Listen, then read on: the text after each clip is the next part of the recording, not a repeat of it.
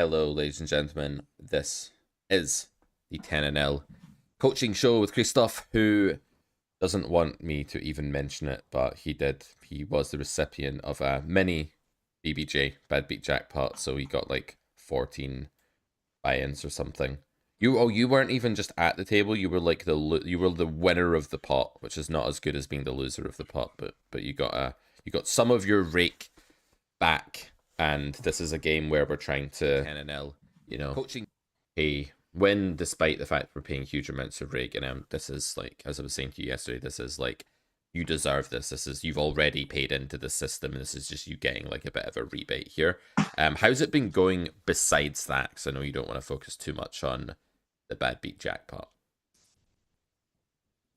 So it's interesting. So basically last week my initial first join bonus on stars ran out, so I moved to GG Poker. Because I remember that initially you suggested that was the best platform to start with. I guess I'm not sure we're allowed to say that on stream, but whatever. It hasn't been going well, like poker wise. I think I looked at it last night, and I'm basically break even before rake, so losing a lot after rake. And I feel that I've been unlucky, but I'm not sure. So I guess we're gonna have a look at this. I realized something that I'm going to try to do all the time now is I think I play much better when I speak, when I play. It's weird, but it forces me to think. I think most of the mistakes that I make them too quickly. I guess it's a common thing. I'm sure I'm not the only one, but it's good to become aware of it. And just talking when I play, I think I play better. Anyway, but I think I've been incredibly lucky with the bonuses, that the different rake back options that GG offers. I've been at the table for a bad big jackpot, like on the first day I was there. Then I have this one last night. And you know, the GG cheer and whatever thing that every time you have a bad beat, you get in a pool. Twice I got like 3 buy-ins. So overall, I'm up 25 buy-ins, but I lost. So yeah, so you're up due to rake back. You're down before a rake back. I would say that, like, in general on GG Poker and sites like that, basically just GG Poker, like you're paying more rake and you're getting a higher percentage of it back in rake back, depending on like whether you're winning or losing. So if you're running bad and you're losing over like a 10k hand stretch, they're going to give you a higher conversion of sort of rake, like rake tokens that you've accumulated into rake back dollars. They're going to give you a better ratio of that. And then as you start to win pre-rake back, they're going to cut your rake back. This is the rake back system on GG Poker and most sites these days. So that's probably part of it as well. But yeah, you're also running, there's also variance to the rake and you're running good in that. I would just say, like, as you move up in stakes and stuff, don't be too harsh on yourself about a pre-rake back win rate. Like, ideally we do want that, but it is somewhat arbitrary as well, right? Because we don't choose what the rake is, and we don't choose, therefore, what this margin is by which we need to clobber our opponents and destroy them in order to be profitable. So if 40% of our money or 65% of the money we make playing poker does come from breakback and stuff, it is still win rate, because you have to beat the pool by 10 BB per 100 to break even in a 10 BB per 100 rake structure. So it is still money you've earned that you're getting back. That's how I want you to see it. But yes, let's strive for a pre-rake back win rate. It is possible, despite what the naysayers will say, and we can get there. But don't worry if, like, rake back and BBJs funds your bankroll and allows you to take a shot at 25 NL. That's perfectly normal in the modern climate, and we shouldn't be too arbitrary about, like, I must win pre-rake back, although it is a good aim. Yeah.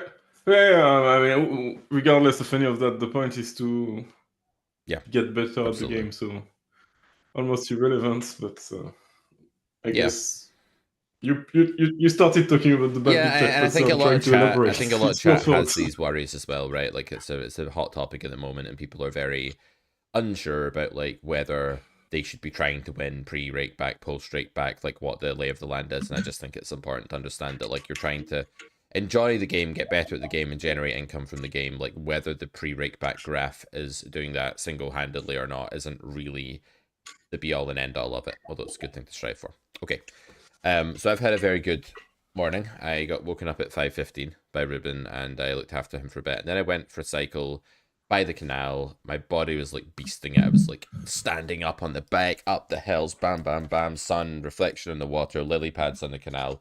And I was just like, life is sweet. So quick moment to apologize to you guys for my despicable behavior yesterday. I was very pissed off about the technology. Someone in chat rubbed me up the wrong way, and I was a bit of a brat. I was a bit petulant, and I celebrated rudely and aggressively when I got a bluff through. So yeah, apologies for that, guys, but hope you enjoyed the show yesterday, as chaotic as it was. And today I am in a game disciplined adult coach mode, so you're not going to catch me being immature today. Not at all. I watched you yesterday, and I want to say that this bluff was impressive. It wouldn't have crossed my mind, and I was impressed. So don't apologize. It was a beauty. It was a moment where I was like, you know what, I'm gonna see if this works, and if it works, I'll claim it's good, right? And then everyone will love me, and they'll think I'm great, and they'll buy my courses. So that's what I did. And it worked, and now everyone bought the courses. It worked. It worked. Great. Now you should do a short about it. I'm sure you're gonna do a short about it. I might do a short, but like re-record the hand in a hand history, so it's not me being like, how'd you like that? Guy in chat, huh? Who's a scammer now, huh? Like, we don't need that to be in the short, because everyone's just gonna be like, oh, it's that scammer guy again. But no, it was fun, although I was a bit like, caffeine, high energy, like I was a bit wound up, shall we say. And I do want to do more of those 4-table streams. But that hand, guys, it was wild. It's one of the wildest hands I've played in like the last year. And I will definitely make a video about it, like maybe like a 3-minute video explaining my thought process in more detail, because it's a crazy hand. Okay, so Tom Matthews, welcome. Solwell, welcome. Chat's very quiet. Is Twitch live? Is that working? Like, I don't see anyone in Twitch chat yet. That could just be... Twitch is cool. live, yes. 10 and people. YouTube is live with 17. Very, very quiet. Maybe I'll just drop a quick X notification. I think that's always a good idea. Oh, but do you know that on Twitch your content is not is restricted to grown-ups? Yeah, I mean, that's kind of, I think it's always been that way since like 2022 or something.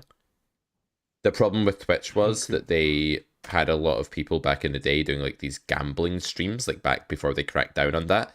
And, you know, it was like encouraging, I don't know, say you had like a 18-year-old chess player and there's like some chess streamer like doing a roulette stream or something. It was pretty shady stuff, man. It was pretty weird. So like I get why they did that, because there was an influx of people like encouraging that shit. And that's like no edge gambling as well, not like poker where we're claiming to have the moral high ground, of course, over the other forms of degenning.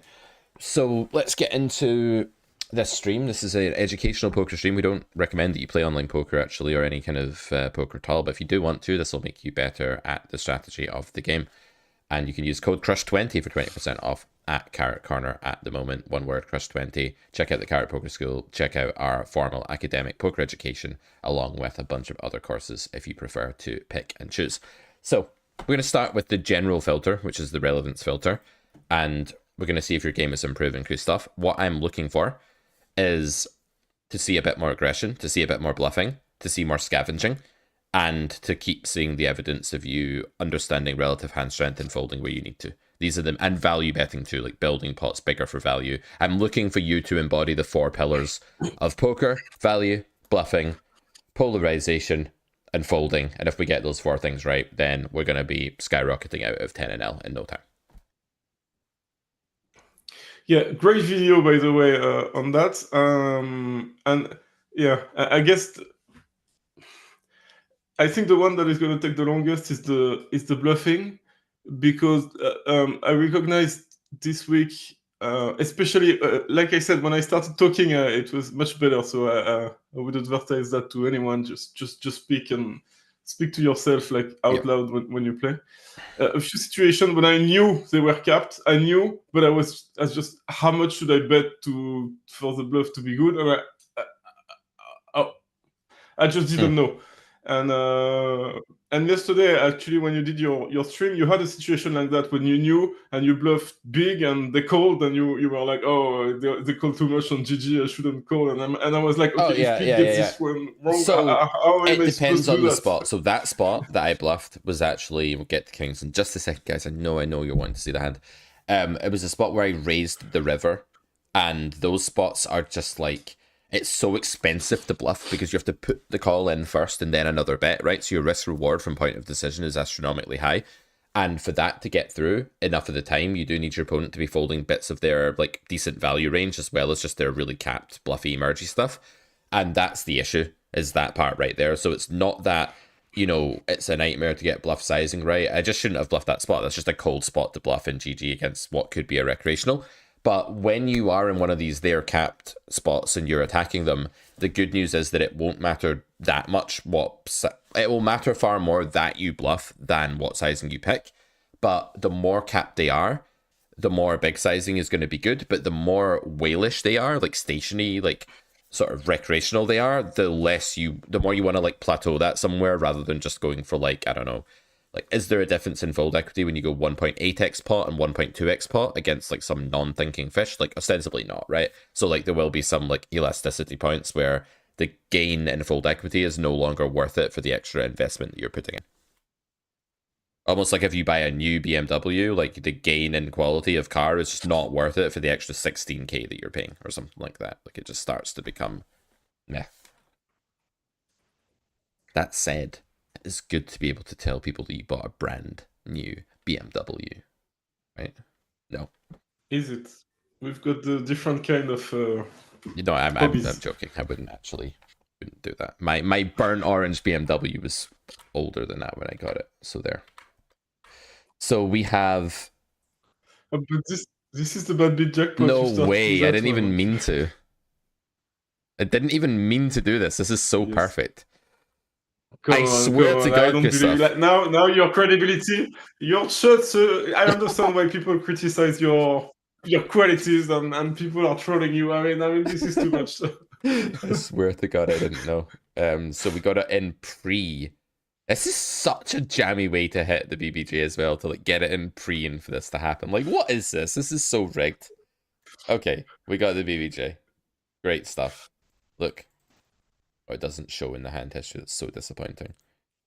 I'm going to turn that HUD off because I'm seeing it and you're not. Right. Okay. I love the ISO sizing here with King Queen. Bravo, bravo. This is very good. Let's get the pot nice and big with two big clunky cards that can smack top pair and take the guy's stack. Let's start betting bigger. Love it. This is great. This is like, how to stack a fish 101. Keep going. Big. Love it. Love it. Excellent. So, pillar, value, performance, nailed it. 1 out of the 4 pillars. Absolutely perfect here. 10 out of 10. Thanks. The rest of your game still sucks, though. Just kidding. Oh, yeah, I know. That's fine. Okay. Don't bet. Well, I'm going to go speed review style today because, you've got the basics now. Okay. So I'm going to go a little bit faster. Check, turn. Oh, yeah, I think now he bet and I wasn't sure. This one, I thought about it for a while. So, no. Fold of a lion? Snapple. Alligator. Okay. So, let's talk about when is it fold of a lion and when is it alligator. So alligator is, God, it's like I'm teaching a 3-year-old. Alligator is like, you put your head above the water, the guy stepped out of line, you just snap it off with showdown value and you went often enough, right? So basically here, how much filtering has Villain's range undergone? Like, has he called any bets? Has he like been made to fold anything? Or does he ostensibly arrive with like lots of shit? That's your first question when it comes to bluff catching. How wide could that landing range be? So first of all, what is this first bet? So I think on this flop, he's supposed to check almost his whole range. So when he does that, just for me to guess what he has. And in my experience, usually it's either a very merged hand, like a 10 or something, or pocket 9, 7, 6, whatever, or sometimes a draw. Or I a think queen, these are the two or just nothing. most likely. So a queen is also possible, and nothing is also very possible. And while nothing... A queen is possible, but I don't feel they would check. So my thought process was a queen is possible, but then when they check the turn, they show weakness, so I don't think they have a queen. I think you're right to discount it on the turn, and I think that's exactly why this line just doesn't make much sense. Like, if they do have two pair or a good queen, I think they're betting the turn, and then when they bet the river, like, fairly large, again, they're telling you that they have a queen plus, right? So, like, there's just an absence of value hands arriving in this spot, and because the line looks chaotic, it's very important to use the thought process of, if we took 1,000 instances of this line happening and lined up all the humans who did it, who would they be? And they would be, for the most part, bad, loose, splashy recreationals. And that's why you just cannot ever fold in this spot. I'm really happy for two things. First of all, because I remember that hand, and most of the time I don't remember the hand. Second of all, because that's my whole thought process was exactly that. Unfortunately, he had a queen. We need to win like 31% of the time. That's it, right? That's it. When you lose, he will have a queen. He will have king, queen, or queen, jack, or something like that. And when you win, he can have anything from pocket fours to ace six to king nine to jack nine. And because fish are calling far too wide in the small blind, look at the combinatorics of it, right? Jack nine, okay, you block it heavily. You have two jacks, it's the worst catcher. The GTO nerds are in the chat. They're assembling their army and they're like, it's bad blockers. Yeah, but I disagree with you. I beg to disagree. Which about part? What you said. The part when they can have all of these hands, because that's true, but they're not going to bet them all the time. Whereas I think Queen Jack, after check on the turn, is going to bet almost all the time. Agreed. So we and I'm not saying that they have the same cognitive frequency for electing to bet Queen Jack on the river as they do for electing to bet a6. I'm saying that because there are so many base combos of things like Jack 8, King 9, a6, pocket fours, that even a microscopic elect to bet frequency on the river will cause it to be a relevant part of range. There are two ways that a hand can be instantiated in a range. It can be instantiated via being there in a base combo, like it lands in the spot, it's there to begin with. The analogy is holding the gun. And then it can be instantiated further by electing to take a line on the river that's pulling the trigger. So villain lands on this river with tons of potential bluffs, and you're right that a queen elects to bet the river more than those hands do, but you have to take both factors into consideration, and that's what gives you more than 31%, if that makes sense. But I agree with you that if it lands there, the queen takes that river line more than a6 does, and I'm not saying anything to the contrary. And also hands like, I don't know, 10-5, pocket 5. These hands, they like to bet. They're much rarer, but they're going to bet them all the time. But I agree, it's still a call, but I don't think it's as I think you win like 58% of the time in the spot. And if that's the case, then like that's an understatement, because that's like 25% more equity than you need, if I'm right about that. I think you win here more than you lose. I think it's close to 50-50, but I think you win more than you lose, or at least at worst it's like 45-55 win-lose, and if that's the case, it's an absolute snap. You might not feel good about it, but it's an absolute snap. Yeah. Alright, chat, what are you saying? Okay. New Zealand, oi, says David Garner. So I've got that new coach, that new bridge coach from New Zealand, which is happy days. I'm very pleased about this. He seems like a lovely lad as well, so I'm going to start working with him. That just reminded me. You put some competition on your bridge coaches. I'm petting them against each other. I need to keep them on their toes. Yeah. I need to find another poker coach. Morning, Justin. How's it going? Morning, Graydon. Just finished the live session with Fish Wonderland 1-3, isn't it always? If you ever play a 1-3 game and it's not Fish Wonderland, like, I don't know what weird alternate universe you've stepped into. Weird that villain didn't bet the turn. Well, exactly, Cydrus. That's why we have to discount combos like Queen Jack. It's like, if they've checked the turn, they're very likely to try and make up for lost ground to bet the river big. But the point is that they just haven't checked the turn that often, and all the trash has. And that's why it gets so overbluffed. Maybe villain was scared of a better queen. Who cares? It doesn't even matter. What you guys are doing here, I get it. You're trying to, like, rationalize the fish's thought process. Just don't even bother. There's no need to even do it. There's so many thoughts that recreationals can have. And my good friend Sam DeLam, professional poker player, strong poker player, always says, I don't range fish. And like ranging fish, like exactly, is not worth it. But just understanding like the big chunks of range that you win against and stuff is worth it. And getting into like the actual like what's their specific thought, that's definitely not worth it. Right? So you don't want to go too granular against fish. You really want to avoid trying to like give them some sort of logic. What you can do is be aware of when they're volatile and when they're less volatile, when they're capped, when they're less capped, when they have loads of bluffs, when they don't. That's fine, but don't give them specific thoughts about specific elements of the game. This one is the type of spots where I struggle a lot because I'm not sure how to play them. Okay. I like it, yeah. I mean, again, we're just trying to maximize EV here. We've called a 3-bet, villains checked. Even if they have ace king, ace queen, etc., they might call this. I do think that they probably have too much ace king, ace queen here and not enough overpair, just based on how this pool plays, right?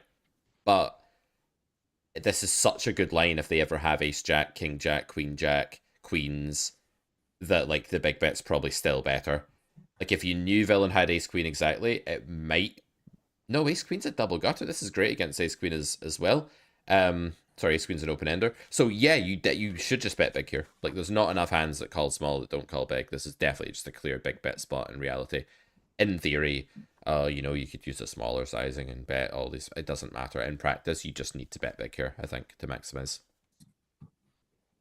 Value's also going to run out here a lot if the turn is an 8 or a queen or something or a club. Like you're gonna start to earn less and less on certain runouts against overpairs. So love this. Let's shove. Yep, definitely fast play here. Very good. So why was this problematic to you? This seems really clear to me. No, sorry, I actually didn't remember the hand. I just meant what I find really hard is when I call with 2 10s in that situation and the flop comes with, let's say, one overcard. They do a small c-bet, I call, and then the second barrel, and I never know what to do. It doesn't matter. You can just fold to the second barrel. You can even fold to the first barrel if it's like a really tight configuration, like under the gun against small blind, depending on the size of the first bet. And you need to understand that when you're calling there, you're basically very close to 0 EV. And the reason that you're not minus EV calling there is that you can flop sets and stack villain, and that's an amazing branch. And if you took that branch out, it would actually become a fold pre-flop. And then you feel better about the fact that, like, on King 7-4, when it's an overcard, your EV is 0, like, right away from the flop. You're entitled to none of the pot in EV, and then you have an easier time just letting it go. Yeah. The trap there is to think along the lines of like, well, I can't just call pre to fold the flop. It's like, yeah, you can, because you got pot odds pre, some boards were low, some boards were a set, and they were like 1,000,000 times better than anything else, and that's why you called pre. You didn't call pre to get sticky on King 7-4. Okay, fine. Thanks.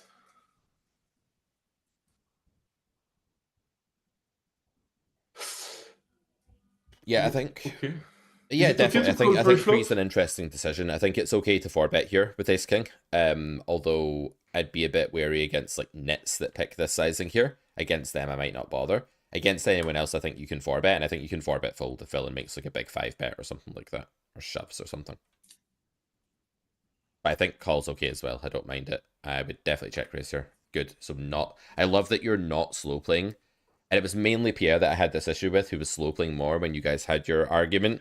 No, I had it, but we discussed it last week, and we said no more of that. And I was guilty a few times, but I still, think like, you were still fast playing like most spots. You were slow playing some, yes. And I think like you're getting now that if you're out of position, and a recreational with a merged range, that's what they have here because they have queens, jacks, tens, like all sorts of stuff. Bets, like you just won't get rich by going check call. Like there's just not a part of the game tree at these stakes where they're taking ace jack suited and like blasting off 200 big blinds. Against a tough reg, you are actually indifferent on the flop here because the money you make by raising. In fact, against a good aggro reg, slow playing is probably better because they'll go for 3 streets big anyway with a king.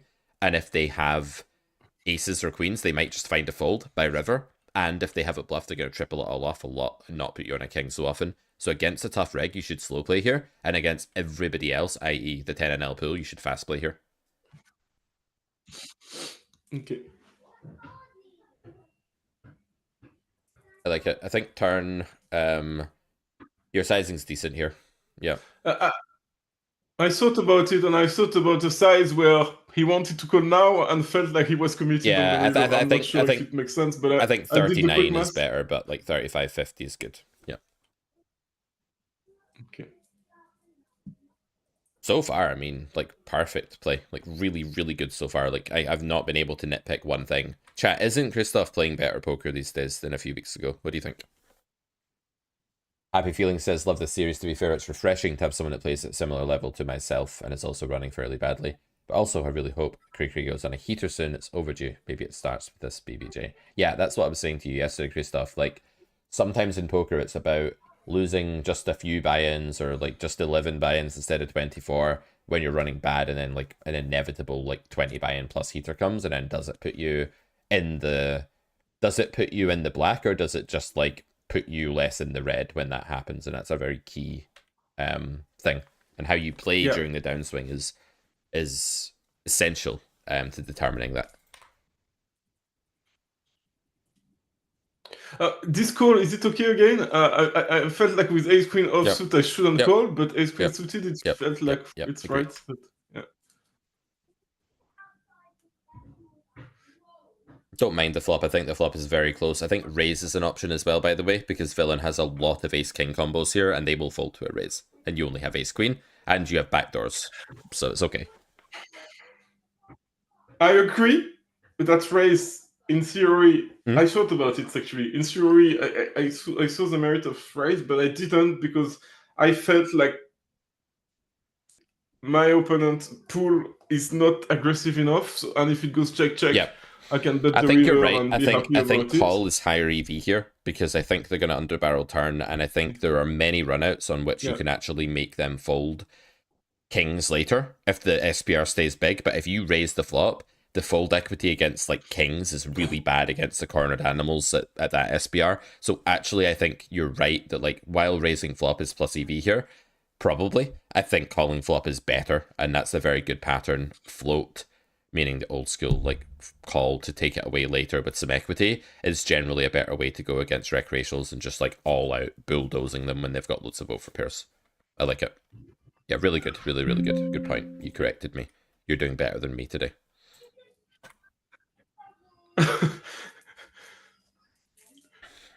So here I was planning on check calling, and of course it got easy on the river. I don't think river's clear, actually. Like, what's the best line here? What's villain's range and what's the best line? I don't think this is obvious at all, actually.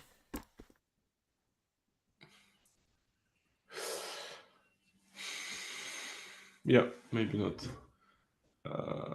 But the thing is that I feel like if they have a pocket pair, they might call. They are going to call.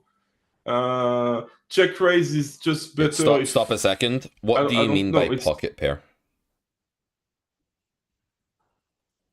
What do I mean? What pocket? Are you talking about fives? Are you talking about aces? Like what are you thinking about when you say that?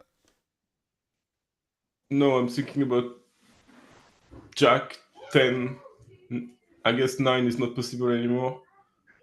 7. Yeah, so when they 3-bet pre, these hands are really unlikely, like 7s, 5s, etc. 9s is a set that would have bet the turn. Jacks very often bet the turn. Like I don't think they have many pocket pairs here. I think they could have kings or aces once the blue moon, but their range is just basically a river jack or just dog shit here for the most part.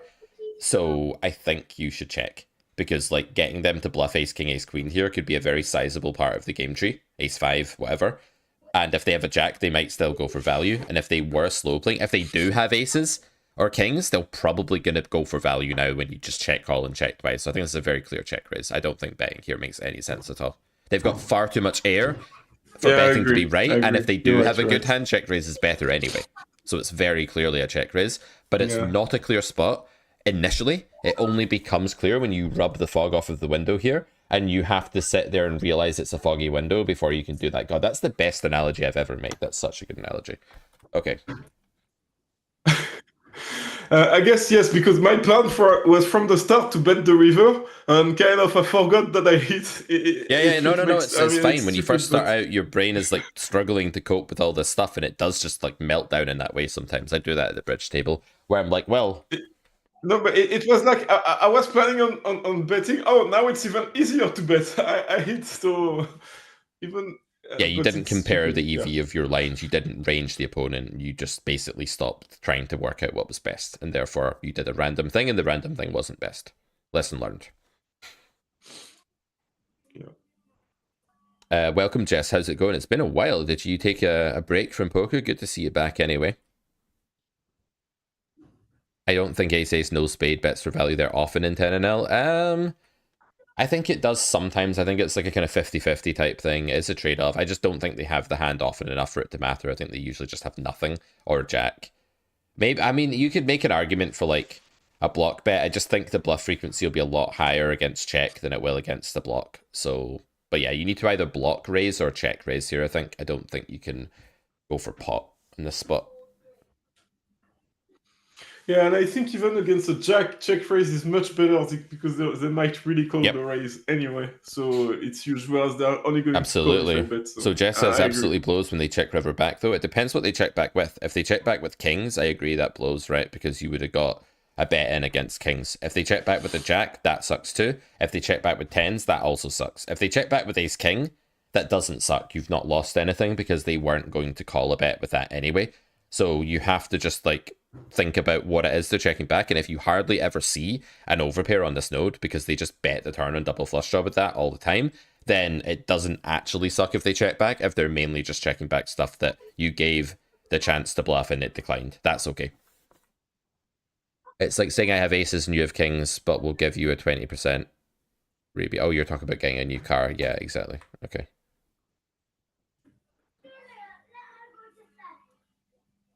Took a very long break unintentionally. Fair enough.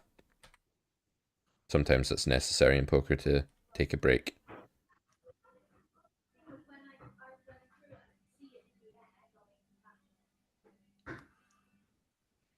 Oh, I don't think this hand is interesting, but maybe it is. This I didn't know if I was supposed to call here, but I think on my left he was capped because of the call, so I was probably going to see a flop, and he was always going to call, Yeah. and the odds And were you're good, really but I'm deep not with a sure. hand that I like feel a can bit. cooler stuff. Like if you hit 3-3x or club, like this could be, you could win 300 big blinds easily. So I like it. I think it's fine. I agree small blind is not going to reopen very often. The other thing you can try to do though that you've not considered is actually 4-bet and try and get small blind to fold. That's maybe risky in these games, and I think I prefer call, but it's an option. Yeah, yeah. No, I did consider it, but I was like, do I really want that player out? I'm not even sure. I feel if I win, I'm likely to win against both, and if I don't, but it's which is not exactly true. If he has a better ace than me when Yeah. the other guy has a pocket pair, but I felt like I'm Yeah, and not making the unhappy guy if he fold joins. doesn't get you that much because it's a protected pot anyway. I think it's a clear call, but I think it's good to just like consider it and see what's going on. Yeah, 10NL people are very often they are checking back kings there more than they should. I just don't think they have kings arriving on that node often enough for it to be the main part of the game tree. I just think they bet the turn when it's double flush draw with kings and four low cards, like almost always, or at least like 80%, 75% of the time. Anyway, let's move on. This hand is a protected pot. And then it went Yeah. check all the way. Yeah, it's very hard to think that you could get any value here. I wonder if it's worth betting like 5 big blinds. I mean, it might be worth betting like 6 big blinds on the river into a side pot and just seeing if you get the crying call. Because even if you're losing to big blind, which is rare, usually you're not, but you are a decent amount, and even if you are, you can still recoup 6 big blinds into a main pot here, into a side pot here by betting. So I think I would bet the turn. And the reason I would bet the turn is that you'll be check raised never. You have the best hand a lot, and you can just bet tiny, and villain will have to call. And if he doesn't call, you just stopped pocket sevens getting a free 2-out ride against you. So you may as well just bet tiny on the turn as the best play. But it's more advanced, it's harder to see that, and unless you've got like a lot of experience playing side pots with, you know, transparency and all of that, you're gonna miss it. But You know, it's not a yellow card even because it's way above your current level in game, but it's worth pointing out that it's probably right. Okay. This hand was drawing dead, so it was good to give it a ride. But yeah, lovely stuff. Okay, I like the way you played that. I think that's good.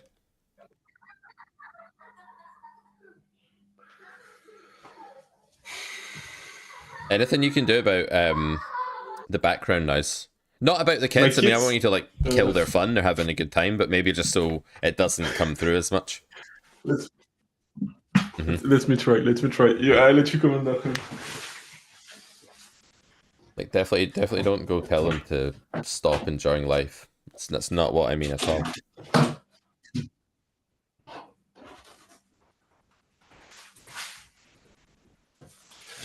Okay. I tried closing the window. I think that's worked. Yeah, Justin's right. You have to think about protected pots extremely differently. And like, if you don't have a lot of street poker experience, you're just going to get stuff wrong with respect to that. By the way, I should mention, today we have Redraw joining us on the stream in a little while. So Redraw from the Discord is...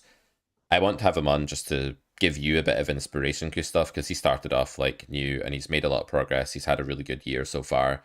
He's done full carrot poker school and all of that. So I thought it'd be cool for you to like get to hear me talk to him, ask him some questions, just to show you like someone that's made this same journey that's somewhere further along the road that you're traveling at the moment.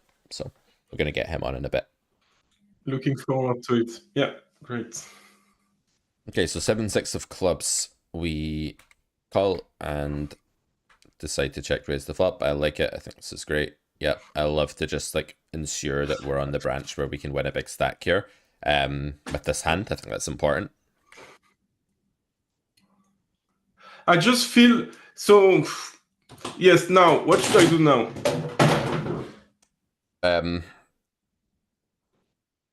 I was lost here. I remember, and I was like, maybe I should have just check called the flop because I honestly have no plan here. So the fact that you don't know what to do on the turn is not necessarily a reason for check calling the flop, because the main reason to raise the flop is that you are entering a situation where many runouts will cause you to win like a good pot, and you're going to be playing for more money with a big hand. Now, you will miss sometimes, and a lot of the times that you miss, you didn't even see the turn because villain folded. So loads of the times that the turn was the deuce of spades, that the second top card on the deck of cards was the deuce of spades, loads of those times the opponent just had ace queen and folded, or ace king, let's say. Maybe they don't fold this flop very often, actually. Yeah, they have a lot of like fairly weak hands here still. Yeah. The answer is, right, and this is in grade 3 of the Carrot Poker School, like there's a lecture, like a masterclass on how to play turns after your check raise gets called. But you need to bet the high equity draws and the nutted stuff on brick turns, and you need to bet big in theory. So the theory answer here is to bet like 22 big blinds and just keep piling on the pressure. And the practical answer is no different, because villain has a lot of hands here that are kind of not great. They're good, but not great. He has ace 10, king 10, king jack, ace jack, pocket aces, pocket kings. And you might sit there and go, they're never folding an overpair. They are sometimes. It depends on the player. Some 10NL players fold an overpair here if you go really big. It's a very scary board. And if they don't, you still have loads of outs to improve and implied odds for the river. So you just bet big, take the fold equity, see if you get there, win-win. Bet big's right. I remember my thinking process. I don't actually remember what I did, but thinking about all of that, and in my head, betting big was not overbet. That's fine. More like yeah, anything like a round pot here is fine. Yeah. But then I thought that actually my draw is not that strong because the 9 is not a great card. It's good, but I'm not super confident with the 9. That's what my thought process. And then I thought, okay, my draw is not good enough. I can't handle a check raise, so I'm gonna check call. That's what I thought. I don't know. Yeah, I'm just saying So the problem with that is that it's not a holistic analysis of your options, because part of like, okay, so firstly it's just wrong, because in this spot you don't need to have the immortal draw to barrel. You just need to have like a decent equity draw, and you have that. I agree that the 9 river isn't great, but that's not enough to swing this to being a check. Another problem with check is that there's no good investment mode after check. You don't want to check raise this hand. It's not good enough for a check raise. That's where you need a really premium draw, right? That's where you need a good draw. Here, you just need a decent draw to bet. So you can bet, but you can't check raise. If you check call, like you can, but then you're just mining and you're only winning when you get there, and it's just probably not as good as bet. And then check fold is clearly like out unless villain goes absolutely huge. So there's not really a great line that follows check here. If it goes check check, that's fine for you, but often it won't. And yeah, I just think like you want to combine fold equity, implied odds here. If the 9 river comes, just don't go all in. Just make a smaller value bet. Just block or something. Yeah. As played, I would call. Okay. Yeah. Check raise is a thing in theory. I wouldn't recommend it actually against this pool. I think now they're probably underfolding. You can just mine and then lead if you get there. Yeah, I think that's the right play now. I don't like shoving there. Like, it's a good play in theory. It's an okay play in theory. It's maybe just about passable. Maybe the hand's too weak for it, like I said, on this texture. But yeah, it's not a good play in practice. Okay. Yeah, happy feeling that's a tough spot, that last one. Justin says, wondering if our 2-pair hands are worth an overbet on turn here, or if B75 is better. Are you thinking about turn here? I think they are, actually, against... Okay, in theory, I don't know, like, maybe you do a smaller toolkit, but I think in practice, like, absolutely they are. Like, and you should go huge and get money in now before, like, bad stuff happens. Against this pool.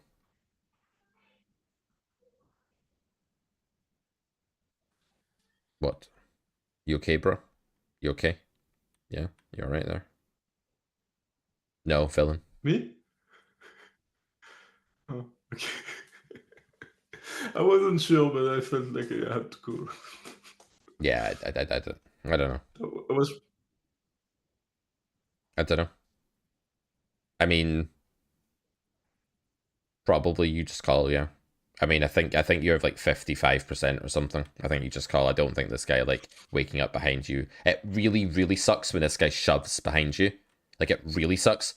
I wonder if shove, like, you're 120 deep, like 115 deep, so shove probably isn't better. If you're 100 deep, I wonder if shove is better, because then, like, imagine villain has 10s and you call here. What's he going to do? We don't know. But he's going to call or shove, right? And if he shoves, it's really, really bad for us. It's not clear that we can call. And if we shove, he might fold. And if he has 9s, same thing. And if he has ace queen, same thing. So I think you should actually shove 100 deep here, and maybe even 116 deep, because I actually think there are a lot of hands in big blind's range that you actually get to fold that are better than you, ace queen, or flipping with you, all manner of pocket pairs. Whereas when you call here, I think they're going to shove a lot of those hands. And yeah, I think you should actually just jam here. I don't think it's right to call here, even at 116 deep. Yeah. Okay. Yeah, let's stick it in. Maybe, yeah. I'm just being nitty when I say, like, we're all guilty of this, right? Like, oh, I want to save the stack. Like, I don't really want to save the stack when he has aces. It's too rare. There are way more combos of hands that, like, we need to make fold rather than encourage to shove than there are combos of hands we want to avoid getting stacked by. Nice. And Justin agrees. Shove is good with high equity, flimsy hands. So I would have blundered there. Maybe in game I might have got that one wrong if I wasn't paying attention. It's easy done. These street poker spots are tough.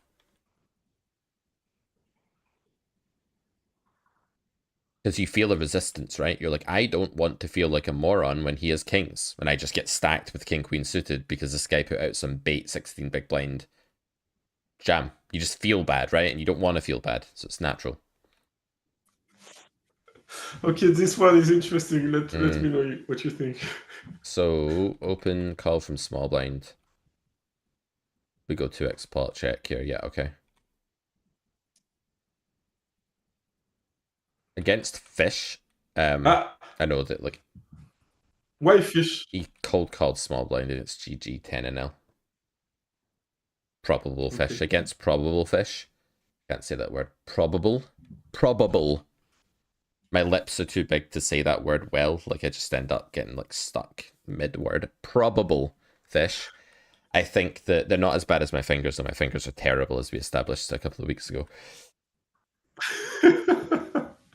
Against probable fish, I think you can depart from the B200 if you want and just like play something a bit smaller with a hand like this because it's not a great hand. The fish is going to underfold against this size probably because I don't know that they're gonna ever fold queen 5 and they're meant to at some frequency and stuff like that. So I actually think that if you're against someone you suspect to be recreational, the exploitative tweak you can put on this B200 idea is that you can do it with higher equity draws and for value, and with lower equity stuff you can just size it down a bit. It's just a pure exploit basically. But this is right, this is a good board to play B200 check on. Okay. This isn't... But the rest of the... I was just going to say to Jess, this isn't random at all. This is actually like the new course I'm building. It's playing B200 check on nut-preserving textures like Queen 10-6, 10-9-3, 8-3 deuce, etc. Anything unpaired, unmonotone, and not triple Broadway or 3 connected cards, we're going to be doing that in the new course. But you can tweak it against like recreationals a bit.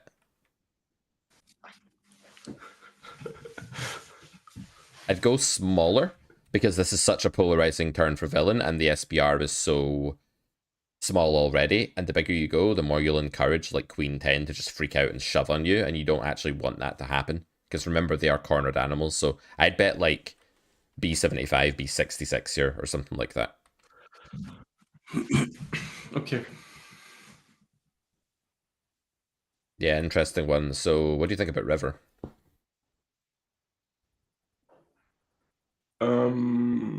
I don't know what I think about river, but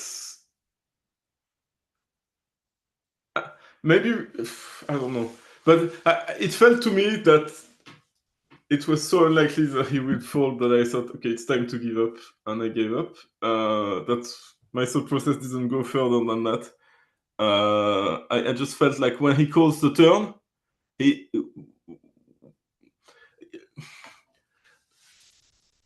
has a hand that's at least a queen, and he's gonna feel committed now, and I don't see how he's folding a queen. And when the second ace comes, it's less likely that he has an ace, but he's less likely that he's gonna think I have an ace. So they're gonna call even more with a queen when the second ace come. So I just thought it was not a good card. Maybe I would bluff a bit specific with that last thought. Like, I don't think recreationals are usually thinking along the lines of like, they might be sometimes, but like not many of them are thinking like that second ace makes it less likely you have an ace. That's a very specific thought for like someone that's likely not doing much thinking. Okay. Yeah, I don't. Right. So chat's very in favor of bluffing river. We ain't winning at showdown is not anything close to a sufficient reason for bluffing river. If it was, then every spot where we had no showdown value would be a bluff, right? And it's not, because there are many spots that are underfolded, meaning we're getting less fold equity than we require for the play. I don't think this is one of them. I think fold equity is okay here.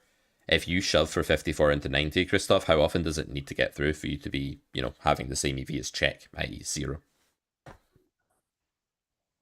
So how many folds do I need to get for it to be good? Yeah, break even threshold. I think roughly 27%. So you're risking just over half pot, right? If it was half pot, it would be 33. So it's going to be a bit more than that, Tooth. Oh, it would be 33. I thought 25. 33 for half pot, because you can't include his money, right? If you were calling, you can include his money, and then it's 3-1. But when you're risking half pot, it's okay. So you're basically needing this to get through a third of the time, a bit more because it's slightly more than half pot remaining, but this needs to get through like high 30s% of the time. I think it's fine. Like, I think like they'll get here with Jack 10. I like it better if you didn't bet turn as big, almost like if the SPR was if it was the same SPR but like you'd bet smaller on turn. I like it a bit better. Come to think of it though, like, I hear what you're saying. Like, this is GG, 10 NL. You will get stationed by King Queen a decent amount here. This is the theoretical, like, okay bluff in theory, probably. But no, it's a fallacy that when you're bottom of range, when you have 8 high, you have to bluff the river. 8 high, Jack high, King high, it's all the same here, basically. It's all 0 showdown value. You don't block anything really good here, but you don't equally like you actually do block some folds. You block like 10-8 of clubs, queen 7 of clubs, 10-7 of clubs, queen 7 of clubs. So I don't even think this is a good combo in theory.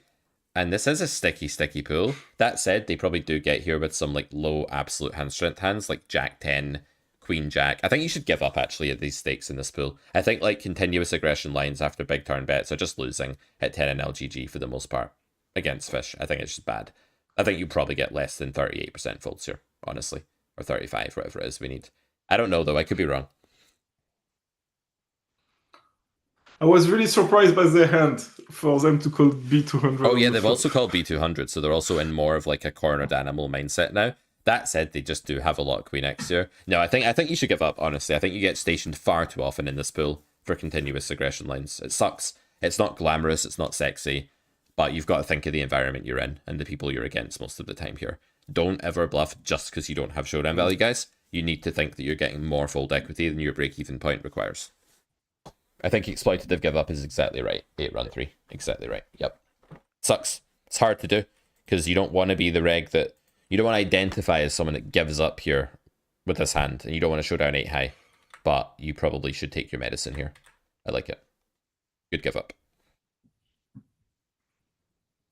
Yeah, they're folding river between 25 and 33% of the time here, in my opinion. Not 38% of the time, or whatever it is you need. That's the problem. So you just have to accept 0 EV sometimes against like a fishy, sticky pool in spots like this. I think that the hand is a good illustration of why I should be very exploitative with the B200, because if they call with that, I don't want to B200 with the bluff. And your thought process, Jess, is flawed in the sense that you're saying we check back and see Jack 10 here. It's like, yeah, sometimes. And you're not okay with that. And that's your problem. Because you're not okay with them having Jack 10, you're not okay with Jack 10 ever winning the pot against you. It's stopping you from analyzing the situation logically, which is a matter of saying, how much folds do I get here on average? And Villain doesn't just have Jack 10. They have some Ace-X. They have some other slow plays. They have some King Queen and stuff like that. And I don't think it gets through it enough. But you're right that if they have Jack 10, they might well fold. They might not at the same time. But you need to be okay losing the pot to Jack 10 because their range isn't Jack 10. And that's what's so important here. If you can't stomach the thought, and I'm not just getting at you, Jess, I'm talking to chat as well, but if you can't stomach the thought of losing to Jack 10 in this spot, you're not thinking about the hand rationally. You're not assessing their range. You're just thinking about one thing that you can't bear to happen and then trying to stop that thing happening. That's not how we should think about the game. Although it's hard because it feels gross when they win, but it feels awful. But you've got to just move on from how it feels and think about the overall picture sometimes. What does those 25% that gives up here, Pete? Stuff like Jack 10, as Jess says, probably folds here most of the time. Stuff like Jack 9 of clubs that was just calling to see if it got there, right? Stuff like that. Stuff like King 9 of clubs. That stuff. King Queen at some frequency. Ace Jack at some frequency, but now we're in single digits, right? But there are times you get folds. I just don't think it's often enough. Poker is a game of estimating gradable outcomes. It's a game of estimating how often things happen compared to the target of how often they're meant to happen. That's the core skill. And the better you get at that, the more honest you can be with yourself in a spot like this, because saying something like, I've got to bluff, I've got 8 high, or I can't bear to lose to Jack 10, these aren't honest thought processes about what's objectively best. They're just like you trying to, you know, herd yourself into a more bearable emotional state in the next 5 seconds, in my opinion. Did I just hear you say that Ace Jack will sometimes like 3% of the time? Maybe 4% of the time? Sure. Where are my red cards? You don't think it folds 3% of the time? 3 times in 100? I don't. Especially you call this guy a fish. I do not think fish will ever fold Ace Jack here. Well, that's fine. I'll tell you why I think that. When you play on Ignition Poker, right, you see all of the hands and what your opponents had the next week. And I coached a lot of people that played in Ignition, I don't know, circa like 2022, 2023. And we'd go through their hand histories against fish, and we would see bigger fish folds than we ever thought were possible from time to time, and we'd be like, holy shit, there are fish that sometimes hero fold. It's really rare. Maybe at 10 and L, I should say 1.5% rather than 3%, but it's not zero. It's not zero. No way to find out. But my gut feeling is telling I think me like zero. something below 5% and above 1% is probably accurate for that, but I don't know. Okay. King Jack will fold some, says Justin. Yeah, I mean now we're in like 1.2% or something like that, but it's non-zero. Yeah. So we are saying that King Jack will fold a half, like a 60% bet.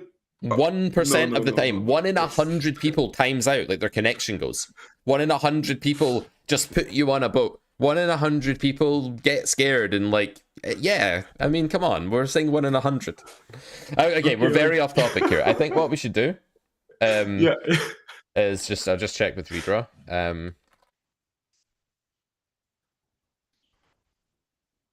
He wants to come on soon, and we'll chat with him a little bit about his poker experiences this year, his experiences with Carrot Corner. You know, he's taking the same path of like getting involved with our community and using that as his means of trying to propel his cash game career, as you are, Christoph, and as lots of people in the chat are thinking about doing. So it'd be good to hear it from him. Right, we've beaten this one to death with a stick. I think we can probably move on. What do you think, guys? He's getting a coffee. He'll be there in 10 or so. Can I send a link? Yes. I can send a link. I can figure out how to find it. There we go.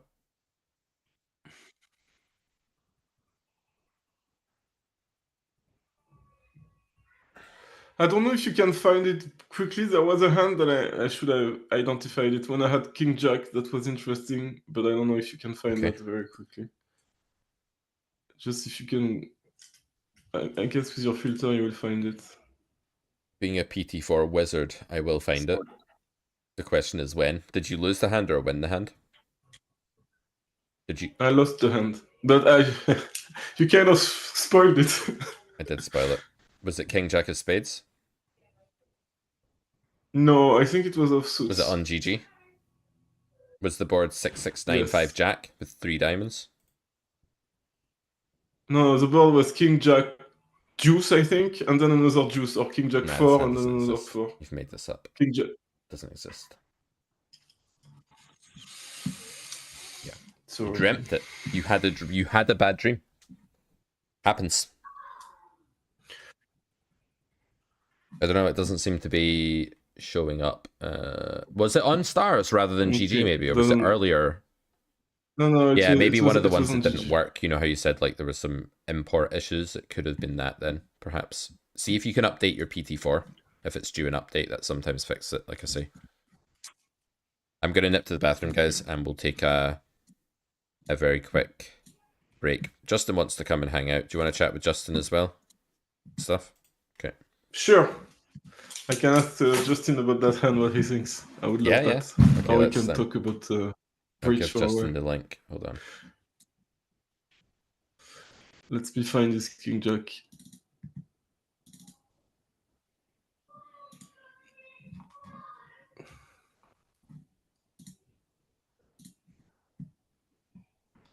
Okay, guys, I'll be 1 sec.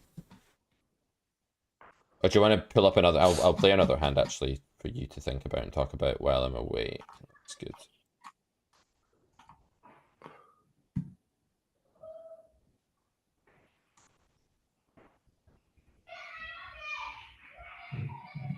Okay. Yeah, interesting spot on river. I'd like you to have a chat about this hand with the Twitch chat, with the YouTube chat, with everybody.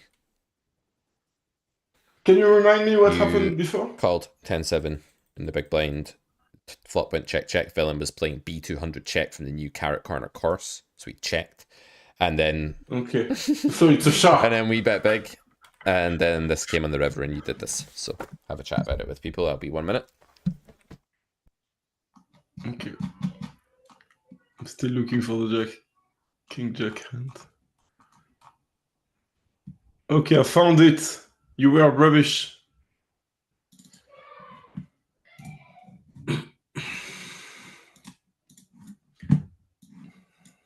Oh, Justin is not coming, so I need to talk by myself.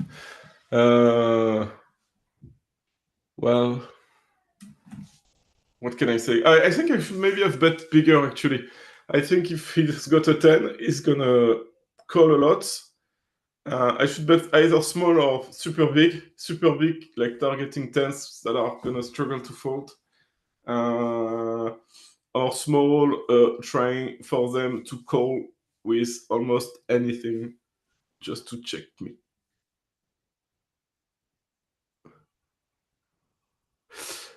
I didn't I see someone is Happy Feeling is talking about checking. I could check, and check might actually be better in case they have a 10, but the fact there is a flush might scare them away. So I don't know. And like you said, I think there are many more hands that have 2 pairs or 1 pair and will check. I mean, want to see if I'm not bluffing. But I guess maybe it's better to check than overbet, like check raise. And with 9 big blind, like 80% pots, I guess 70. Yeah, I guess I'm aiming to be called by 2 pairs. So yeah.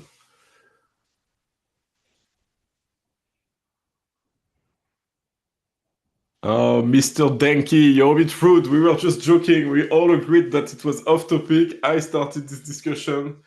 I think you're being very mean, and that's unnecessary.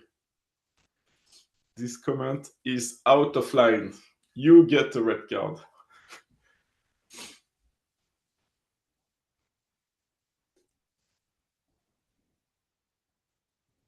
Yes, 3x pot. I agree. I was thinking of betting huge, hoping to get called by a 10. I was thinking either something like that, hoping in order to be called, to be checked by 1 or 2 pairs, like betting 9, or over betting. I didn't consider check raise. So I was thinking over bet or more than or something like that. I don't know which one is best. But I prefer to overbet on, let's say there is like, I don't know, 10, 9, 8, 7 on the board, and I have Queen Jack. This I really love to overbet because I struggle to not call with just the normal straight. Here, when there is a flush draw,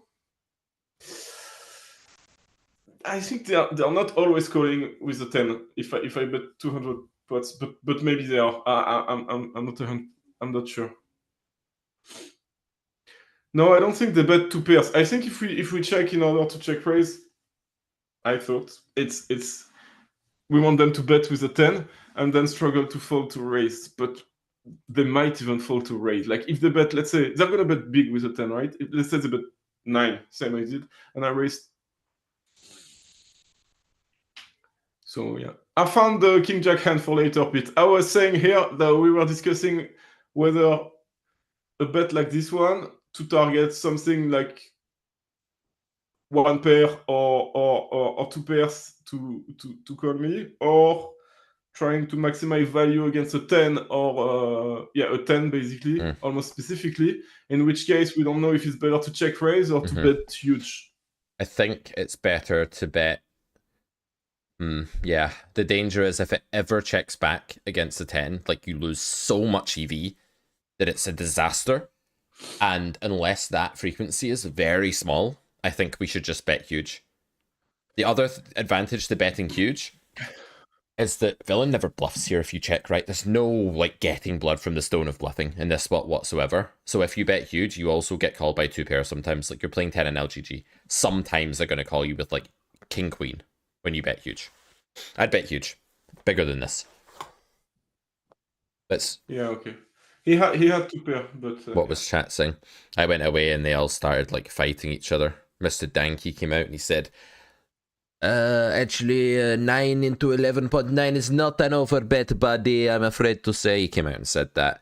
And then Cydrus said, yeah, but if you fold, he raise you because I expect him to have better flush on this line. Then Mr. Danky said, it might be in carrot corner.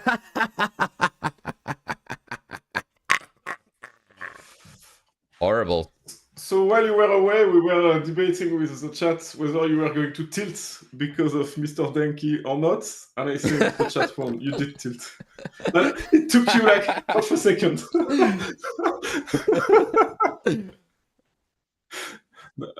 But I already told him off. You don't need to. That's fine. No, That's fine. I don't know if he's actually. I think he's just having a laugh. He says, "What's huge in your opinion, Carrot?" Anyone that calls me Carrot generally annoys me for some reason. I don't know why.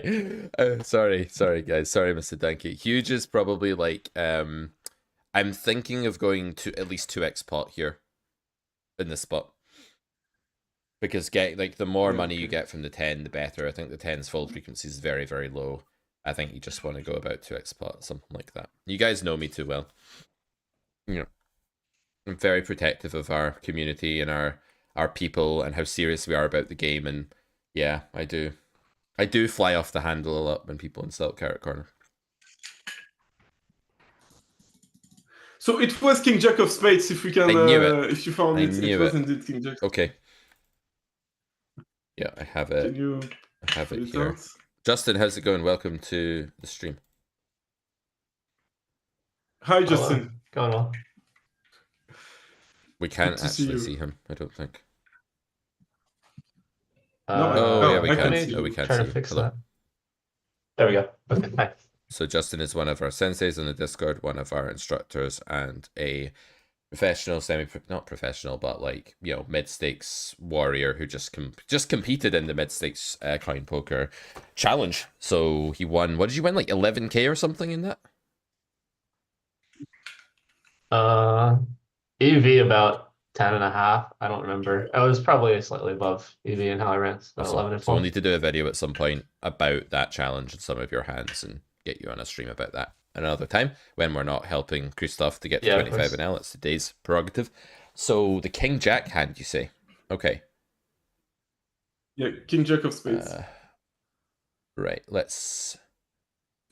For once, I remember thinking about it and taking the wrong decision, but no worries. I'm not sure. Magic, guys, magic. It just pops up just like that. We'll do this hand, then we'll maybe get redraw on. We'll talk about his progress. So we open King Jack, we get 3-bet by small blind. I love it when we get this price. There's always a little like dopamine sent through my brain that lights up when I get this price to call a 3-bet. I'm like, okay, definitely winning now. Cool. And with when we get this size, do we... I did that, but I'm not sure if it's right. Think immediately that's a fish. Yes, I think that's fair, but at 10 and L, there'll be regs that don't understand 3-bet sizing too, so it's not as good a tell at 10 and L as it is at like 200. But yeah, by and large, it's true. Okay. I like the fast play. I think it's mandatory, actually, in this pool against this line, against this sizing. Yep. See, now Villain's taking a reggy looking sizing. He's probably just a reg that doesn't like understand 3-bet sizing that well. 5 of hearts. Okay, what's your thought process, Christoph? My thought process is... So, before he does anything, I'm thinking... Doesn't change much. I don't think he ever has a 5. Pocket aces now beats me, but I'm not gonna play him for pocket aces. So I think I'm still ahead. I'm still... If he has a hand, it's most likely hands are ace queen, ace 10, ace king, queen jack, whatever. Lots of hands against which I want to put the money in. That's I don't think at this SPR there's any like getting away from the hand in any way. Like I don't think checking to fold at some point is really on the agenda. So if that's scorched earth, if it's like, well, that's ruined anyway, we may as well just like focus on the times we're ahead here. So I think that's exactly the right way to think about it, that we are still beating so many merged hands and draws and top pair, and we just need to put lots of money in. And I'm considering just shoving, honestly, because if Villain has ace queen of hearts, ace queen of clubs, ace 10 of clubs, ace 10 of hearts, queen 10, they might just call. And if they don't call, you're denying really useful amounts of equity. I think you should just shove. I don't actually think on double flush draw there's a better play here, and I think Ace King is going to fold like never. There's also Jack X of clubs that's going to call always, but might not call river on all rivers after calling turn. I think this is just all in. Let's go to Justin though. We have 2 coaches here now, so let's see if he agrees or disagrees with me. Do we not want to bet 40-50% pot and just hope they do something silly with ace I don't queen and think so. stuff? That's kind of what I'm thinking. As in, like, I think if you go that size there, if you go half pot, they'll probably just play a lot of shoves over your bet. Okay, Is my that's idea. interesting. Yeah. So you're thinking about maximizing against like the ace queen of diamonds region and like stuff like that. Ace queen off. Trying to. I mean, they'll have pocket pair too, right? They have some queens, tens. Yeah, maybe half pot's better, but certainly like fairly big Ace here jack. is good. Yeah. Yeah, maybe actually if we shove, I think one. like there could be a phenomenon here where like if they have queens and we bet half pot, they're like, I can't fold to that sizing. But I also don't want to call and play that river SPR, so I shove. So I think you do get them like cornered that way quite a bit. Justin, I actually missed that part of the game tree. I think that's a really good observation. Yep, fair. Yeah, that's one trick I tried against fish. Just bet some size that feels committal, and they tend to just put the rest in for you. you. I like it. I like it. It's a way to bluff cheaper, but it also I think it works well for value, and I didn't consider that advantage of the. I was a bit tunnel visioned there because I was thinking about like the high equity draws and like the combo draws and the Jack X of clubs, and against them, it is better to shove. But there are also quite a lot of combinations of like, I don't know, do you think, like, how often do you think ace queen is here without like the back door or front door on flop? I think it's a decent amount of these stakes actually, like more than it should be probably. Probably slightly more. Ace queen one club's probably fine to get here. They might have non-club or something. Yep, I think this is too small, but I think I like 40 more than, or 35 or something, or 30 more than all in. I was probably thinking like 40%, 50% for the record. Yeah. So I did consider folding when he raised because they never raised. Yeah, but that doesn't apply in nothing, cornered animal so tiny SPR. It does not apply, right? So it's just an exception. That applies at deep SPRs, but it's not raise the turn. That's not what they're doing, although that's technically the line. They're just putting the rest in. So okay. they have a king or a draw or jack even sometimes, or jack and a draw. Yep. Okay. So I think the hand is good. Fine. I would just size up a bet on turn, but I think you did the right thing. Like going into some sort of, oh no, I now lose to aces, I check mode is like the trap here that you avoided. So good job. No. I wasn't thinking that. It's just when they raised, I started, like I said, don't play too fast. Think about it, and then I kind of thought, oh, it might be aces. But it can be ace king. So I have to call. I ended up calling, but I wasn't sure.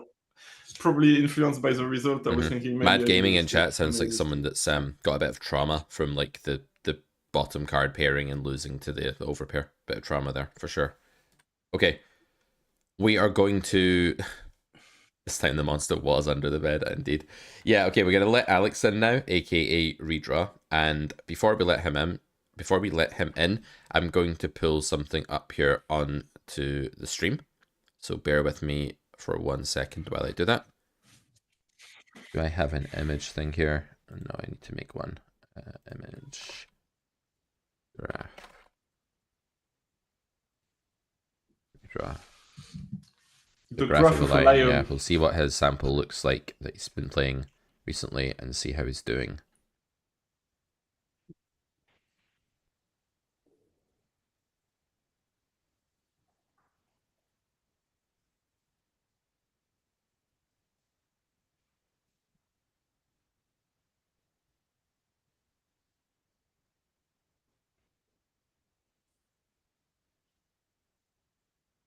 $150. Okay, so this is Redraw's graph so far. I don't know if this is this year or whatever, but he'll tell us.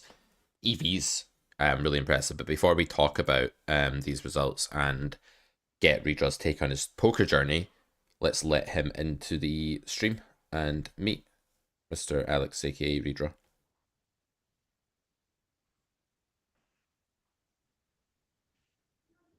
Hey Alex, what's going on? Guys?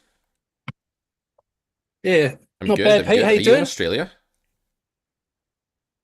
No, man, I'm in the UK, but yeah, originally from New Zealand. If you I can can't tell by the distinguish accent, like Australia from New Zealand that well. Certain words I can, like mate, they say mate. bra and you say brew, right? It's like slightly different.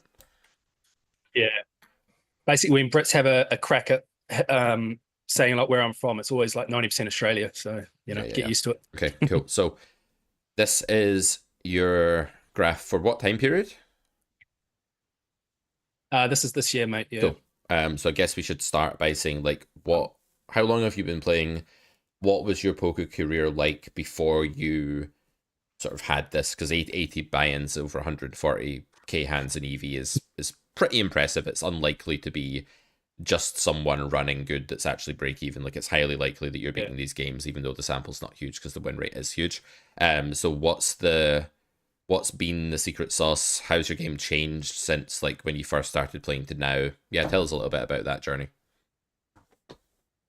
Yeah, man. So I'm like a composite example of many players out there, and I think like in our Discord as well. So I picked up poker during like the uni days, back in the the Moneymaker era, and then obviously when that great Rounders film came out, like me and my mates at uni, like we watched that, and then Moneymaker blew up, and then we started getting involved in poker, and I was in New Zealand back then. And then deposited on Stars, and I was actually playing sit and goes, and I did pretty well at sit and goes, and I got a decent win rate. But then I learned that there was a thing called variance, and I went down on a massive downswing, and I just like threw my toys out the cot and like cashed out, and then like never went back to the game. And then I mean that's like what's that, like 15 years ago at this point or something, even more. And then like fast forward, and then obviously COVID hits, and then everyone's obviously at home, and my media mates had a like a home game going on Stars. So I joined that, and then I just started playing cash games, and it's like almost like fell in love with the game again. And yeah, then I just started looking on YouTube for like how to get better at the game. Came across a number of like poker coaches, came across your content, and then that's when I sort of started to get serious about it. And then I bought before CPS grade 1 to 3 was an actual product. You were doing the live seminars, and I didn't do the live seminar, but I got the CPS grade 1 when you were selling them just like from the recordings. And that changed things for me, like just to really just learn about the basics of poker, like equity, EV. I've said it before in the Discord chat, like that lecture 5, I think it is, like the calling bets lecture. I mean, that just like really kind of like opened up my mind about poker. And then I've invested in the full CPS suite. And just for the people out there that's thinking that I've just come on to plug Pete here, he's just asked me to come on and share my experience. So everything that I'm saying is just from me, right? But CPS was like pretty transformative about how to understand the game. And I think even to this day, I don't, and I was like through that period as well, like I've been a member of Upswing, I've been a member of like Rio at some point. But there's no product out there still to this day that just like outlines the basics and the theory, even though it's not basic grade 1, and it's obviously got the grade 2, grade 3, but just outlines poker in the way that CPS does. So yeah, I started obviously learning CPS 1, and then like some grade 2. But I think the real changing point for me was, I mean, because last year, for example, my graph, I only had 180,000 hands because I work full time. This is just like a hobby for me. So I had like 180,000 hands all of last year, and I've got like 155 to this point this year. So I'm putting in more volume, and that was losing. I think with rake back, it was just about break even, but it was losing, and my red line was, typical, going downwards. And it wasn't until the end of sort of last year that I started to feel like I was getting better at the game. And it wasn't just like CPS; it was also access to our Discord, the Carrot Corner community. Getting involved in hand channels, interacting with senseis like Justin, players that are way better than me, and just getting involved. And when I started, like I think I was lurking for a while, but then I just decided to just get involved. And so I've been, I think, active for around 2 years. And then honestly, it's hard to kind of it's hard to sort of like say what it was, but all of a sudden things just started clicking in place, like almost like a form of like muscle memory. And all of a sudden I start, playing a lot better. And and this is my sort of graph to date. But like you say, it's a small medium sample. I mean, at my high point, there's like an 80,000 hands of like essentially break even there. Yeah. Just to show like, you know, the variance of the games. This sample is basically from 25 Zoom. I mean, I should be moving up really to like 50. I'd be fine in those games, but I keep cashing out my roll to buy things and do stuff with. So I want to put a stop to that and just climb the ranks. But I did put actually 100,000 hands into 50 rig tables like a year and a half ago, and I had 100,000 sample at like 3 BB, but the red line was plunging. I think I was over EV. But yeah, that's kind of it in a nutshell, Pete. I think it's a great story, because it's just like, if you take the average Carrot Corner customer, like someone that signs up to Carrot Poker School or gets coaching or gets a course and joins the Discord and says hello and starts like getting obsessed about poker, what they want in the short to medium term is just what you've described. Generally, like, our community is full of really successful professionals, like intellectual people with, I mean, like jobs, businesses, stuff like that. It's a lot of people like that, right? Like, that's the people we attract. That's our clientele. We don't have too many 18-year-old kids trying to grind up in their basements, because there's an entry barrier, right, to like joining our community and all of that. And I think that your story probably appeals to those people who are playing part-time and they're like, I love this game, it's fascinating, I want to feel like I'm going somewhere, I want to feel like I'm achieving something, and I want a bit of extra money on the side that I could spend, I could buy stuff with and like cash out and take a holiday. And that's kind of what they're trying to do. Very few of them are like, I'm going pro like next year. So that's kind of the start of the dream. And I think it's like, what you said about the community is just so important as well. Like, we are like a little tribe. We are like we're almost this island in the poker space, which is full of like all different kinds of people and like, you know, all sorts of characters. But Carrot Corner is kind of where, I think it's where the people that you would want to work with sort of congregate if you fit the description of Alex or, you know, Christoph, like really successful bridge professional, like top elite bridge player, taking up poker and wants to find people to talk to. Like, if you are like, you know, you've got to a point in your life where you've got other stuff going on, but poker for you is like a side thing that you want to get good at, that's what we're trying to cultivate. And I think Alex is like a good success story of like the kind of maximum that's achievable if you're making poker like a side thing and you're just trying to play 25-50 NL. This is kind of what you're trying to achieve in the short term, right? And then obviously you can build from there. Yeah.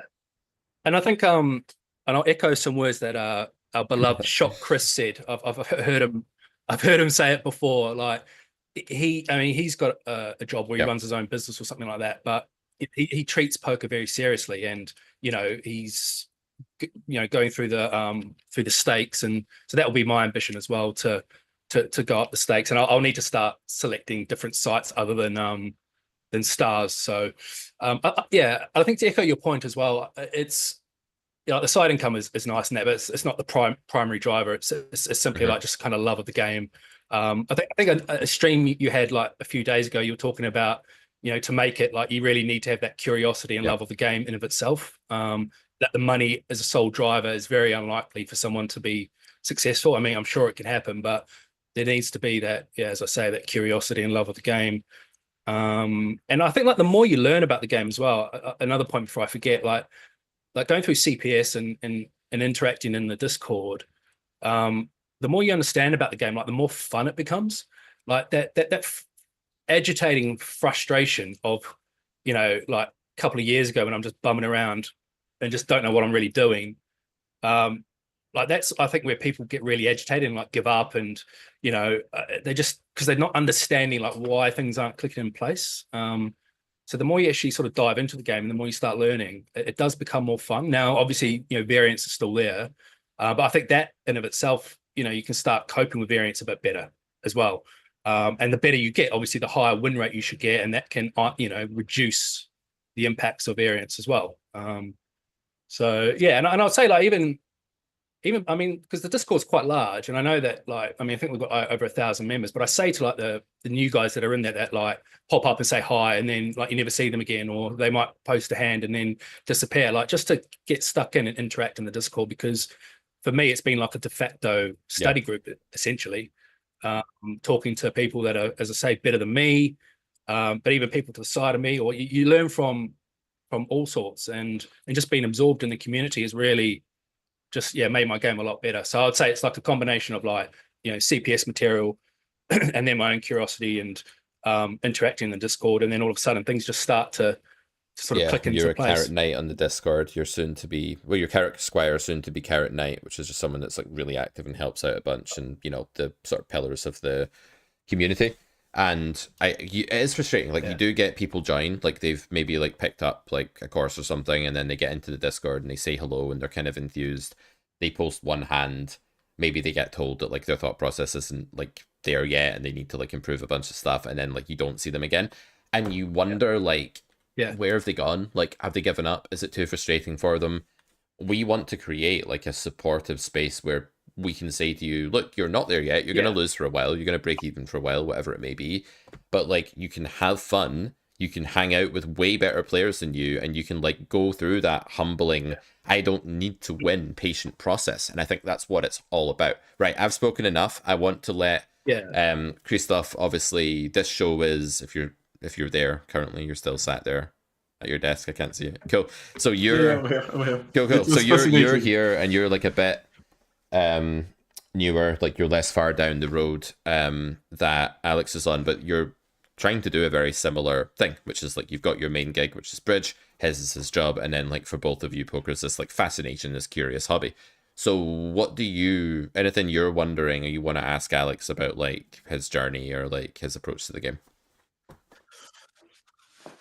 I just want to reflect on something he said, which is some things started to click when he joined the Discord. Like, he became active on the Discord, which I am not, I must confess. It's just, it feels that there are so many things to do at the same time. I'm more in the phase of going through CPS and not joining the Discord.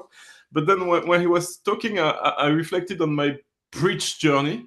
How I became really good at bridge is definitely by not being shy. And when I was absolute rubbish, to go to anyone that was better and talk about hands, take their advice. And I wasn't studying any, I mean, I was studying, but like it was not the main thing. And I agree that I improved the most by just talking to peers, better people, worse people. And that's clearly how I became good at the game. And I can really relate to that in another area. Although poker-wise, like you say, when you pay to join a community, you feel that people have been there for a long time. I have the imposter syndrome. I don't feel that I'm qualified to talk on the Discord. I know I should. You're definitely right. And I know I won't for, I don't know, maybe another 3 months or whatever until I feel comfortable. And I know it's not the right thing, but it's just my I'm not 20 anymore. When I was 20, I thought I was the best, and I thought I could do that, which is what I did in bridge. And now it's not my personality anymore. But I really feel, and I know that you're right. And this is when you change league, when you start talking, exchanging arguments, and just you learn so much more than by just following a course. Because when you follow a course, like, although you try your best not to be spoon-fed as you keep mentioning it, you're still a little bit. Well, when you talk about it, it makes a big thing. So I'm not really surprised, basically, that it's just by joining the Discord and being super active. You get the foundation through CPS, but then you put it in practice by discussing hands. And I think that's the main takeaway I take from that. And the whole story is fascinating, and it gives us hope to all of us. Maybe a few questions. How long did it take you? Because the time frame, you said you started during COVID. Yeah. Can you step by step? When did you take the CPS exactly? How long till you joined the Discord? And what were your results and your stake progressions? It was, I mean, yeah. I'll just wind back a bit. You raised an important point. I think it almost like answers what Pete was saying about why people just appear in the Discord and kind of disappear. I think like, first of all, the Discord is not like other free poker Discords. Like nobody's a bad guy in there. Everyone's very supportive. But I just think people are a bit shy to put themselves out there. And, you know, that fear of judgment that humans have, I think, you know, I think it's really that just drives it. So, you know, I see people that do post like exactly, oh, I don't feel qualified to be able to post my 2-L hand. And, you know, for my own part, and I know others do as well, I say like, no, don't worry about that, mate. Just get stuck in. You know, we've got a little beginner's avenue or whatever it's called on the channel now. So, you know, you're not taking up like the hand channels where all the more experienced players are doing. So just honestly, don't worry about all that sort of stuff. Obviously, you know, if you've got other things going on in your life, I mean, the fact that I work remotely as well has helped my ability to be more active this year as well, especially in play more volume. So, you know, I don't have to commute and things like that. But and if you're learning CPS, obviously that takes time. So it is about time. But I would just get stuck in, Christoph, and just start posting. I mean, you know, you've been on the stream here. I mean, it can't be that bad, right? I mean, you're literally out in the public here on YouTube. So I'm sure just posting in the Discord would be okay. But to your question, I think yeah. So I started the home games and like, so when COVID breaks out 2020, and then I'm just kind of doing my own thing for the year. And I think I got grade 1 around 2021, and I like sort of I did it as in, you know, I went through it, and then just started absorbing material from like wider sources as well. So I said I had an Upswing membership at one point, and same with Run It Once. So all that stuff together combined, but it wasn't really until about 23 maybe that I started to get really active into the Discord. So just to you know, flog a dead horse here, it was just really, I think actually the first thing I ever posted was on one of the Sensei's channels, Ed's channel, about a hand who's another fantastic player. And it was just like the constant interaction in the Discords. Reviewing material, going over CPS. Solver work, right? Like that's integral for me to learn about the game. So you're reviewing your spots, you're reviewing hands. I'm not like rate was studied to be fair. Like I consider myself sort of like a field player. So I was watching Counterfly, who's a great player in our Discord, and he made the comment when he was streaming that he's a field player. So I feel like that as well for my game. Although I think it's really what drives that is the muscle memory of understanding spots, but maybe I can't articulate it out loud like, you know, someone like Pete can or Justin. But it just takes time, mate. It's a process. You know, you stay curious. I think obviously you've got this bridge background, so if there's anyone that, you know, you'd be confident to get there, would be yourself, right? So you must be inclined, you know, the way you think and the way you approach things. I don't know. I mean, you tell me. I mean, like, how's obviously bridge is a completely different game to poker, but I mean, how are you finding this kind of transition for yourself? Is your background in bridge like helping at all, do you think, or is it just like as if you're starting again and you don't know anything about bridge? I think these two, I mean, any games, like if you come from chess, it's the same thing. If you come from tennis, it's the same thing. Like it's just being very competitive, wanting to be the best, being willing to study. I think it's true for anything, and I think that helps. I think the understanding that things don't always go your way, you can be lucky, unlucky, that helps a lot. I guess the math helps a lot in the same way. But still there are lots of differences. It's not the same game, so you need to learn everything, and yeah. So yes, it helps, but it helps in the way that you've done a similar journey, but the things you have to learn are completely different, so you need to do it again. It's not like you can skip a stage or two. So it helps, but like any experience in life helps. If you've become a successful entrepreneur, I'm sure it's going to help, because you know that you need to put the work, you know, like any life experience will help. And I don't know if bridge helps more, probably more in a way that it's a mathematical game when you need to do some quick math on the go. But sure, yeah. I think I'll just say, again, just I'll get active in the Discord if you can. You've got time. Just because I think it just reinforces the things that you're learning behind the scenes. And it's just a great value add genuinely to the CPS product. I like the fact that there is like, you know, an entry level to get there, because it attracts the right people that have the the right frame of mind, the way they're approaching the game, just exactly like Pete said. So yeah, I'll just make use of it if you can. Yeah. Like I said, I fully agree. And Fish to Shark said homework for Quick to you to be more active in the Discord. I agree. It's the confidence thing. It took you 2 years, from what I understand. So maybe give me 3 months.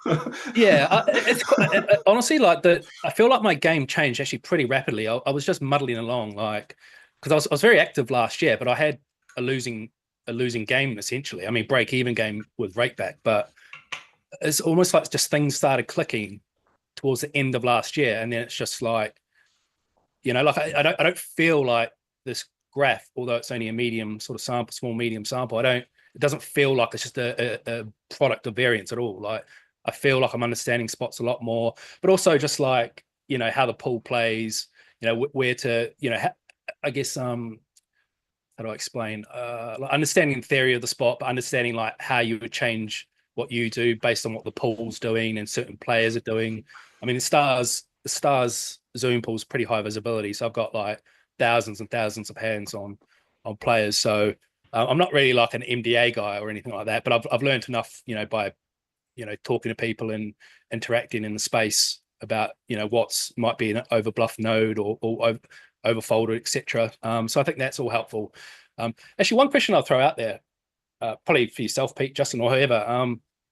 There's this whole thing about, you hear like in the years that since I've come back into poker, like oh, you don't need GTO for low stakes and stuff like that. But it's my impression that like in 2025 now, I don't know if that's really true. Like I think you do need to know theory to be able to beat these really high rake games and know because theory and the exploit side is two sides of the same coin, right? And also like to go through the stakes, like you can't just. That's another thing. Like I'm trying to construct my game. Like yes, obviously I'm playing at the lower limits, but I want to construct my game that it's not going to have to be deconstructed as I climb up. So I would just also say like people should start learning GTO as well. It's not to say that you should try and blindly follow the solver, but I think it's important to learn those underlying theoretical concepts. There's a lot to say on this, and like I'm always a bit wary about the semantic mix-up between GTO and theory, because I don't use those terms in the same way. GTO to me is like the exact output of a sim and what it recommends in a spot, and theory to me is like the overall cohesive framework of ideas that forms like the web of understanding like how poker functions and the objective. And I think understanding the objective bits and bobs of poker, like the laws of physics of the game, as you'll often hear me say, is integral, not just to like beating a high rake game. Like, I do think a player that exploits from a baseline of something with deep comprehension is going to be far more profitable than a player that exploits from a an MDA stable sheet or something like that. But to your point about like moving up in stakes, like you're going to hit a very hard brick wall. Like if you're learning, 10NL, just value bet and then fold when they raise the turn and raise the river, and then bluff this line, and this line for this sizing and this sizing. Like, you can beat 10NL doing that. There's no question about that. I've seen it happen. But those players, they don't have a longevity in poker. Like, in my opinion, when you hear people say stuff like, all you need is data, like all you need is like a playbook of lines, that's only true up to a point. And if you're deviating, if you're just playing like an exploit game that's fully rule-based, you're just going to get completely destroyed one day, and it won't be fun either. It will be fun for you to understand the inner workings of poker and then know how to adapt those as you need to. And it's not that you're learning GTO, it's not that you're playing a GTO style, it's just that you're learning how things function objectively, and then you're understanding how the real world differs, and then you're doing things as intentional, not even deviations. It can just be like, this is my baseline is exploitative, but I see what it looks like in relation to theory, and I can see how the two are different or are similar in certain ways. It's not even like you need to be rigid, like I play GTO here and I only deviate with blah blah blah. It can be like, no, my baseline is exploitative, but it comes from a place of understanding the theory, and I think that's like what we're trying to do. And I don't know, Justin, if you have anything to add on that, like how do you react to the statement, you don't need GTO to beat 25NL, you don't want GTO when you're playing low stakes? Like, how do you react to that statement when you hear it? I think it's mostly just a lazy take, to be completely honest. Maybe I'm radical in terms of my approach to this, but one of the first things I do, I don't run a coaching business or anything, but if I'm talking to a friend who I know is going to be serious about wanting to get good at poker, is I'll show them a solver. I'll kind of navigate some spots. I want them to develop pretty quickly an idea of how to go and find answers to your questions by yourself and to understand some of the inner workings of the theory in the game. And to me, it feels like if you don't have that, you're kind of missing some capabilities of even reasoning through spots when they come up in real time. Yep. Now, you are going to need to develop some kind of experience as for how your opponents are playing, of course. But even if you don't have that initially, it's really easy to get that once you have the theory understanding. You can just, that's where the talking to players comes in. You might have an idea of how a fish is playing a spot in some line at low stakes. And you might be completely wrong, but if you post a hand in Discord and 10 people disagree with you there, then probably that's a pretty easy thing to reevaluate. And when I started playing, I was pretty terrible at playing against fish, but I think that's something that's a lot easier to patch. Yeah, that's a great point. And I think, Pete, you made a good point about delineating between theory and GTO. That's important to distinguish. But for me, like going through the solver just helps to reinforce those broader theoretical concepts. And I think maybe what people don't, I mean, look, it's not going to be the same for everybody, but for me, it's like when I actually started learning about the game, and it became more fun, to really see the depth of the game rather than just say, like being a robot and like, I'm going to play this line here and this line, and you, like you say, you're just going to hit a massive hard brick wall at a certain stake. So, but yeah, I mean, look, there's many ways to skin a cat, right? I mean, it's each to their own, but yeah, I love the theory. And it depends what you're trying personally. to do. Like if your goal is like I want to beat 10-0 as quickly as possible with as little investment as possible, with as little time as possible, like maybe I could write you like a 3-page thing of like, okay, in that line do this, in this line do this, with very brief explanations or something. It could be like a crash course. Maybe there's a product in that in the future, like 10-0 crash course. God, I actually love that. 25-0 crash course, like a manual to do as a side course separately, but not instead of a proper poker education. So that's an idea, right? Like if you really do just want to like beat a stake and see that you can break through and see what works, like that's an idea. But the game is so much richer when you have a theoretical framework that you're building up over time, because like it's like your baby, like your understanding of poker theory is like this thing that you're nourishing and growing into a thing that will have your back, when you grow up and play bigger games. That's gonna have your back and allow you to be versatile, and actually makes you more flexible. Understanding poker theory makes you more flexible, not less flexible. Copying GTO makes you less flexible. Understanding theory makes you more flexible, more versatile. And I think that's a good note to end on, because we are going to have to wrap this up now.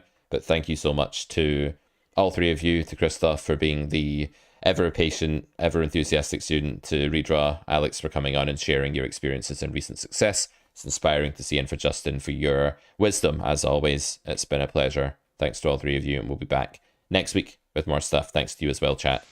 And yeah, we'll see you next time. Thanks, Pete.